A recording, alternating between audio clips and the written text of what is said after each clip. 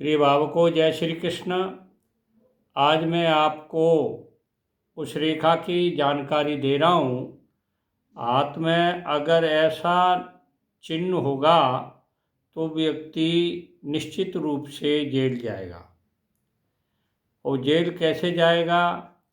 राजनीतिक कारण से जाएगा, या धोखाधड़ी के मामले में जाएगा, या हत्या के मामले में जाएगा, या और किसी मामले में जाएगा, पर जाएगा जरूर।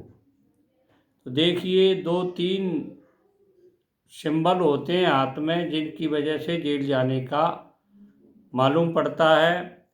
एक तो मंगल पर्वत, दोनों, ये मंगल पर्वत और ये मंगल पर्वत पर चौकोर निशान होंगे, और शुक्र पर्वत पर भी चौकोर निशान होगा, वो व्यक्ति निश्चित रूप से जेल जाएगा।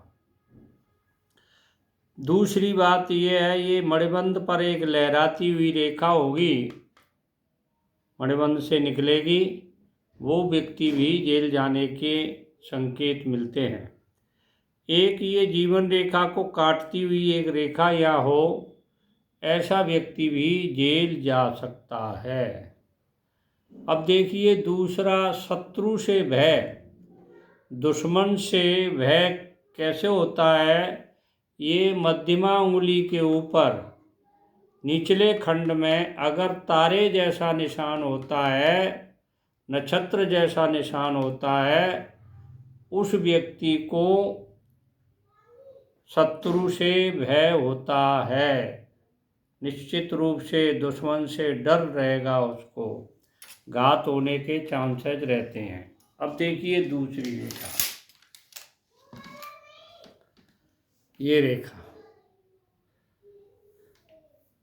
जो फेरी लगा करके व्यापारी होते हैं, जो इधर उधर घूम करके व्यापार करते हैं, उसके बारे में क्या निशान होता है? देखिए, गुरु पर्वत ऊंचा हो, यहाँ कनिष्ठा उंगली लंबी हो, ये छोटी उंगली थोड़ी लंबी हो, और अनामिका उंगली के, अनामिका ये छोटी उंगली के पास वाली उंगली को अनामिका कहते हैं, इसके ऊपर कोई रेखा हो, और यानी ये रेखा हो तो वो, और बुध पर्वत पर एक रेखा यहाँ से निकली हो, हृदय रेखा से यहाँ, तो एक तो ये यहाँ निशान ये लंबी हो और ये रेखा निकली गई हो, तो ये 3 चीज़ें अगर किसी के हाथ में हैं तो वो फेरी के द्वारा व्यापार करता है। मतलब गांव गांव घूम करके, शहर शहर घूम करके, डोर टू डोर घूम करके वो व्यापार करता है। ये 3 चीज़ें होती हैं।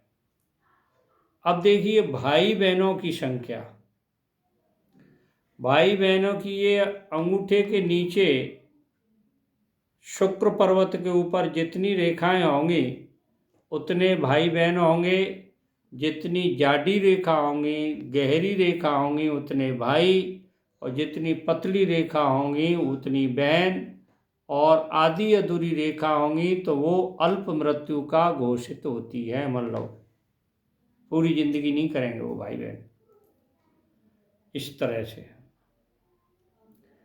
अब देखिए, मान पद प्राप्ति किस रेखा से होती है? पद जो मिलता है आपको, बढ़िया पद, मान सम्मान मिलता है, पद मिलता है, अच्छा पद मिलता है, तो देखिए, ये जीवन रेखा से एक रेखा निकलती है शुक्र पर्वत की तरफ। ये ऐसी अगर रेखा किसी के हाथ में होगी तो वो व्यक्ति मान प्राप्त करेगा, ऊंचा पद उसको प्राप्त होगा। अब देखिए, योग्य लेखक कौन व्यक्ति होता है? लिखने में बड़ा अच्छे योग्य होते हैं, ये जो हृदय रेखा है, ये यहाँ से यहाँ तक हृदय रेखा है, इस पर कुछ 1-2 शाखाएं होंगी और मंगल पर्वत ऊंचा उठा हुआ होगा। यानी इस हृदय रेखा पर शाखाएं होंगी इधर लास्ट में जाके, और ये मंगल पर्वत ऊंचा होगा, वो व्यक्ति योग्य लेखक होगा। तो मैंने आपको कुछ ये गूढ़ जानकारी दी है।